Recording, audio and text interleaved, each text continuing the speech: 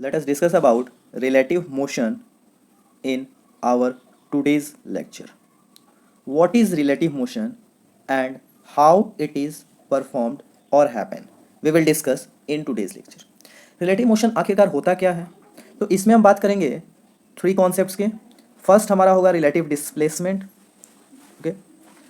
Then we have relative velocity and then we have relative acceleration. Okay, we will talk about all these concepts in today's lecture: relative displacement, relative velocity and relative acceleration.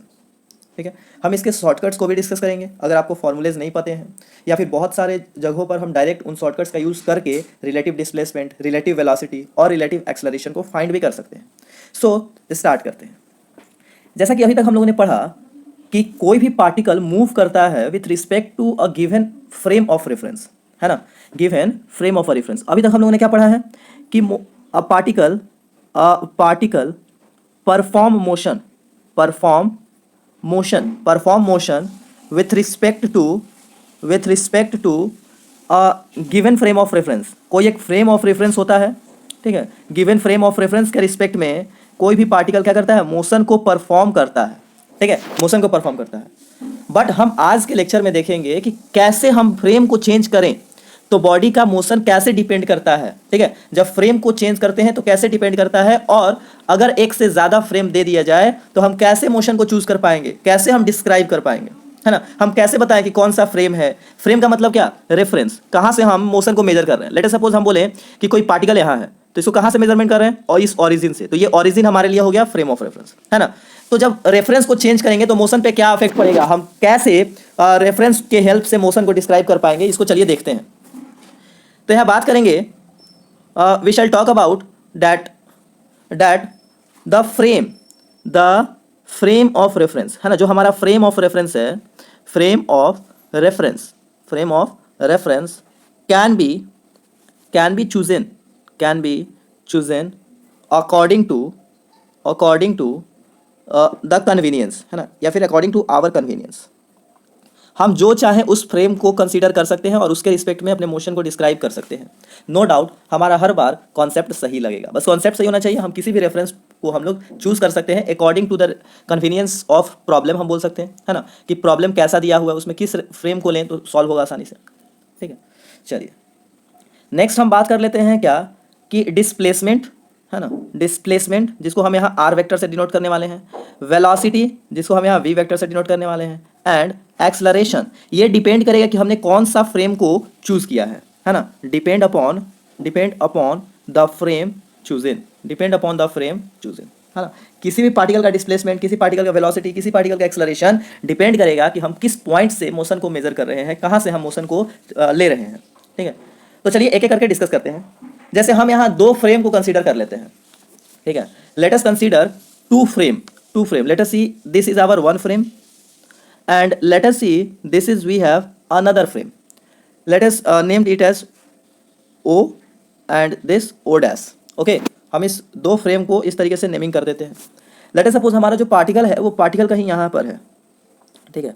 अब क्या हुआ, अब इस particle का जो motion हम अगर करें, अब अगर हम इस पार्टिकल का मोशन करें तो हमारे लिए क्या है, ये रेफरेंस का ये डिस्टेंस हुआ ओरिजिन से, और ये इस पार्टिकल का डिस्टेंस हुआ, ठीक है, इस पार्टिकल का डिस्टेंस हुआ.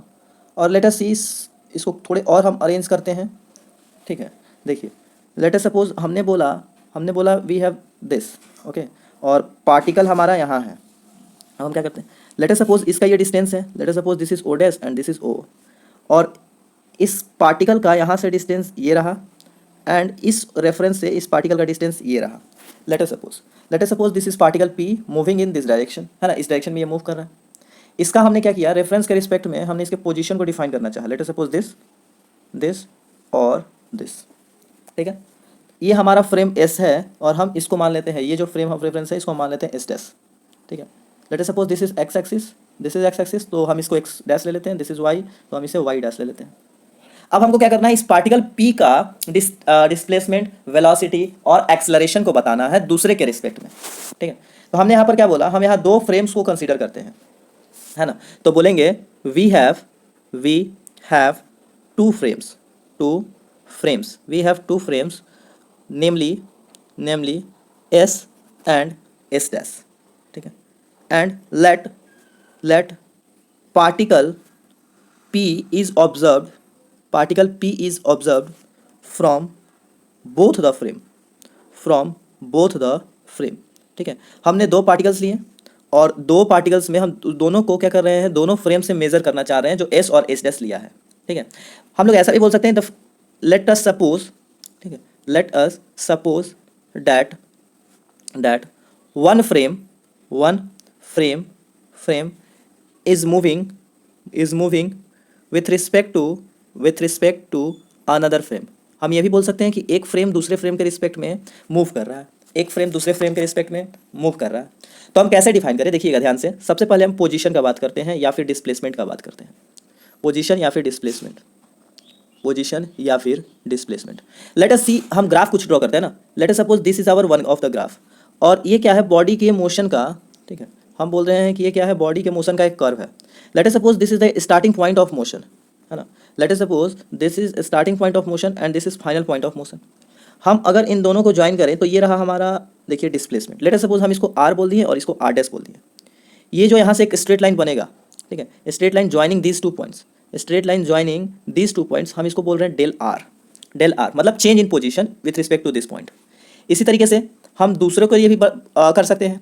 दूसरे के लिए हमने क्या कर दिया, let us suppose this we have frame, और हम क्या कर रहे हैं, हम बोले कि ये जो डिस्प्लेसमेंट है ये और छोटा हो जाए, और ऐसे ही करते करते ये डिस्प्लेसमेंट वाला ये जो पॉइंट है ये एक ही पॉइंट पर आ गया। इसका मतलब इस बार ये जो डेल आर का वैल्यू है ये काफ़ी ज़्यादा छोटा हो गया, और इस बार ये डेल आर जो है वो लगभग 0 के बराबर हो गया, है ना, 0 के बराबर हो गया। तो बेसिकली हमको यही डेल आर का वैल्यू फाइंड करना है, चेंज इन डिस्प्लेसमेंट, है ना। ये क्या है, ये है ओरिजिन से इस पॉइंट का डिस्प्लेसमेंट, और ये है ओरिजिन से इस पॉइंट का डिस्प्लेसमेंट, ठीक है। ऐसे भी समझ सकते हैं, जो कि एनसीईआरटी में आपको इस तरीके से दिया हुआ है ना, ठीक है।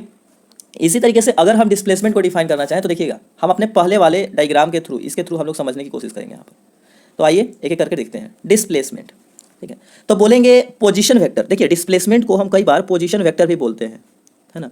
डिस्प्लेसमेंट को हम कई बार पोजीशन वेक्टर भी बोलते हैं। Displacement can be called as our position vector, है ना। तो बोलेंगे डिस्प्लेसमेंट ऑफ पार्टिकल पी, ठीक है, डिस्प्लेसमेंट ऑफ पार्टिकल पी, है ना, पी जो पार्टिकल है हमारे पास, P with respect to the frame S, है ना, the frame with respect to the frame S is we have RPS।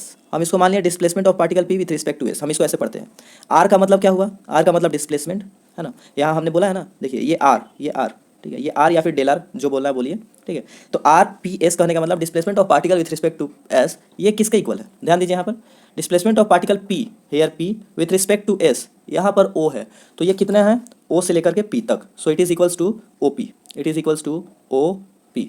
Displacement of particle P with respect to S is equals to OP। अच्छा, अब दूसरे frame के respect में बात करते हैं। बोलेंगे displacement of particle P with respect to the frame S dash, with respect to the frame S dash is, ये कितना है, तो RP, displacement of particle with respect to S dash. इसको देखिए, displacement of particle P with respect to S dash, तो S dash से ये कितनी दूरी पर है, तो S डैश से दूरी पर ये है दिस O डैश P, है ना, कितना दूरी है बस वो बताना है, तो O डैश P। अब हम बोलें कि फ्रेम S डैश जो है वो S से कितने दूरी पर है ना। अब S डैश का, तो ये रहा हमारा फ्रेम S और ये रहा हमारा फ्रेम S डैश, तो ये कितने दूरी पर है, यही डिस्टेंस, ये वाला डिस्टेंस O से O डैश, है ना। तो बोलेंगे हम यहाँ पर डिस्प्लेसमेंट या फिर position of frame S dash with respect to the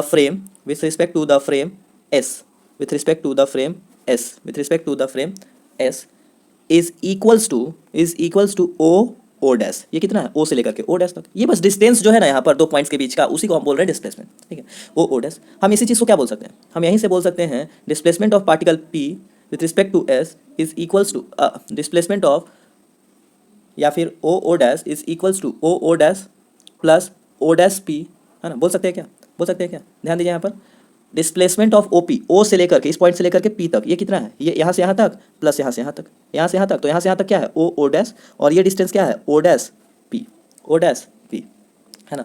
इसी चीज़ को हम ऐसे बोले तो इसको बोल सकते हैं O dash P plus O dash. बस हमने कुछ नहीं किया, हमने इसको आगे पीछे कर दिया, है ना, आगे पीछे कर दिया। तो यहीं से और क्या बोल सकते हैं, और क्या बोल सकते हैं, और बोल सकते हैं displacement of particle P with respect to S is equals to displacement of particle P with respect to S dash plus displacement of S with respect to S dash. यही है हमारा डिस्प्लेसमेंट ऑफ पार्टिकल या फिर relative displacement, है ना, relative displacement, है ना। कि कोई भी पार्टिकल अगर यहाँ है, लेट अस सपोज कि कोई पार्टिकल यहाँ है, तो इसका मतलब क्या, इसका मतलब इसका फ्रेम से दूरी किस तरीके से हम बताएं, तो टोटल डिस्टेंस ये वाला हो गया, टोटल डिस्टेंस ये वाला हो गया। ये किसके इक्वल है, ये दिस प्लस दिस, है ना, दिस प्लस दिस। तो दोनों को बस हमने क्या किया, सम किया, और इसी चीज़ को बोलते हैं रिलेटिव डिस्प्लेसमेंट का कॉन्सेप्ट।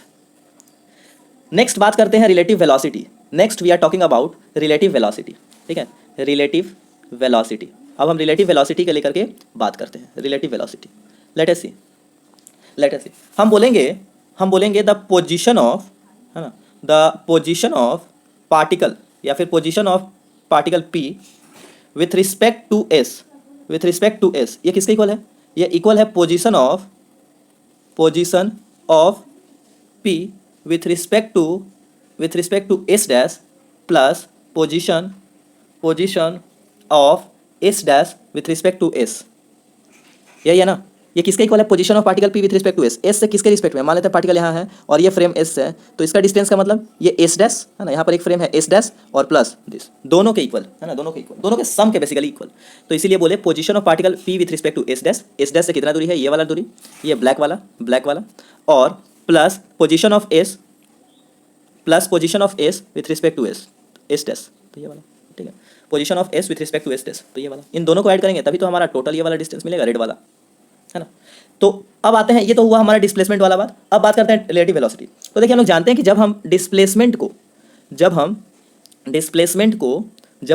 को डिफरेंशिएट करते हैं तो हमको मिलता है वेलोसिटी। हम जानते हैं ना, डिस्प्लेसमेंट टाइम ग्राफ का जो स्लोप होता है वो हम लोगों को वेलोसिटी देता है, और स्लोप कैसे निकलता है, डिफरेंशिएट करके।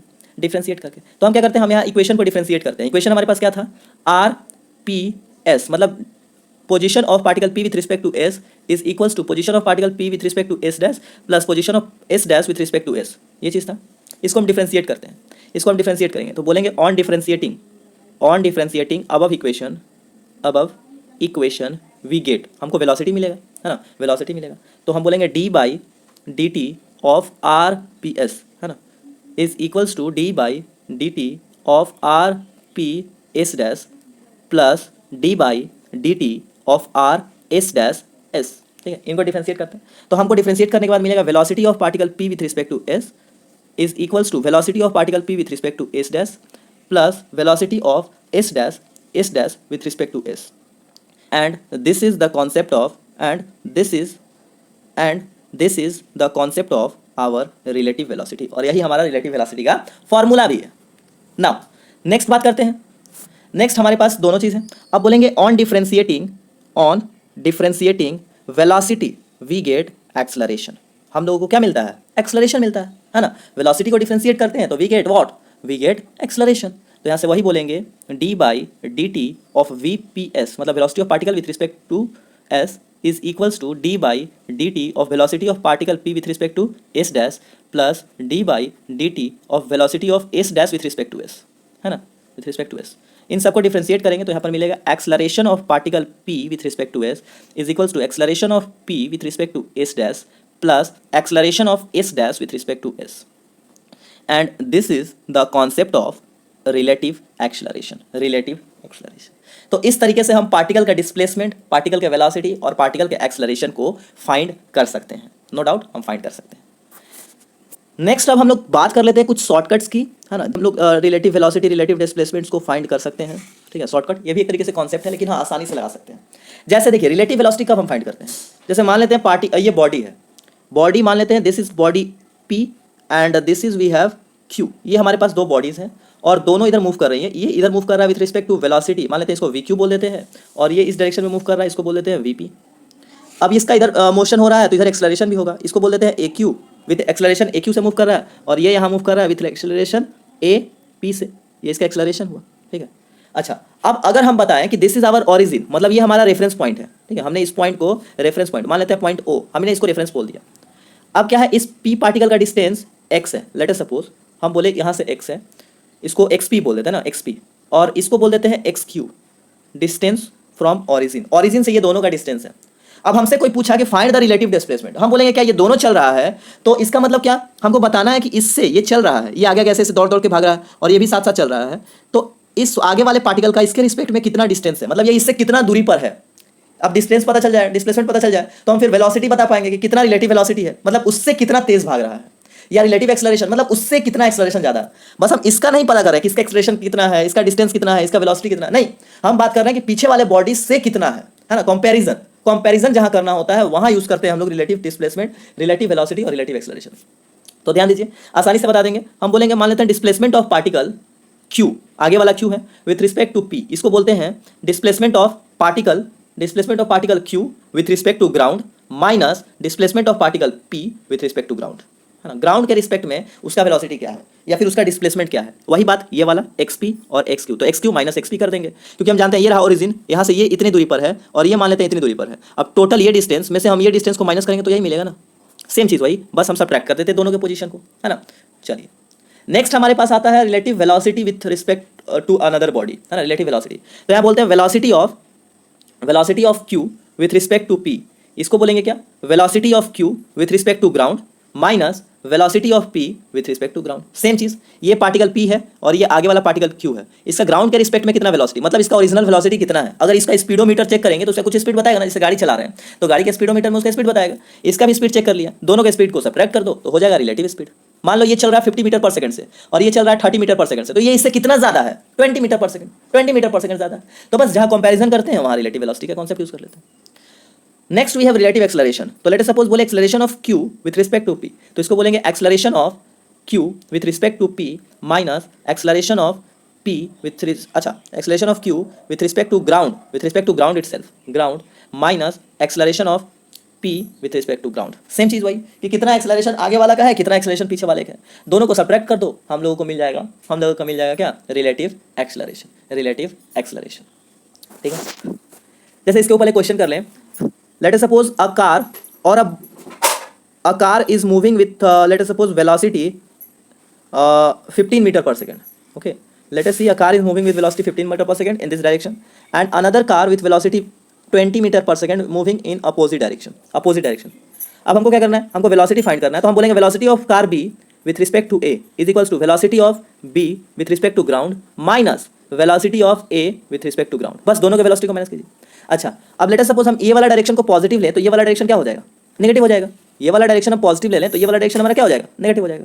तो हम बोले velocity of A with respect to ground, या फिर अच्छा पहले velocity of B with respect to ground, तो ये क्या है 20, विथ रिस्पेक्ट टू ग्राउंड करने का मतलब उसका ओरिजिनल तो 20 माइनस ये कितना है 15, लेकिन अपोजिट डायरेक्शन में इसको बोल दिया माइनस 15। इसको अब देखिए सॉल्व कीजिए, तो 20 minus minus plus 15 metre per second that is equals to 35 metre per second. मतलब आपको कुछ नहीं करना, आपको जब रिलेटिव वेलोसिटी या रिलेटिव डिस्प्लेसमेंट या रिलेटिव एक्सेलरेशन फाइंड करना है तो उल्टा करके ऐड कर दीजिए, है, इसका इधर था 15 और इसका इधर था 20, आप क्या करो, आप किसी एक को, चाहे इसको या फिर इसको, किसी एक को उल्टा करोगे तो ये इधर आ गया, मतलब ये भी डायरेक्शन पॉजिटिव और इसका भी डायरेक्शन पॉजिटिव, और दोनों को क्या कर दो, ऐड कर दो, बस और कुछ नहीं करना। आपको चाहे रिलेटिव डिस्प्लेसमेंट फाइंड करना हो, रिलेटिव वेलोसिटी फाइंड करना हो या रिलेटिव एक्सेलरेशन फाइंड करना हो, अपोजिट डायरेक्शन दिया हुआ है तो इसको उल्टा करो और उल्टा करके ऐड कर दो, उल्टा करो और उल्टा करके ऐड कर दो, उल्टा करो और उल्टा करके ऐड कर दो। So this is all about relative motion, or we can say that relative displacement, relative velocity or relative acceleration. So that's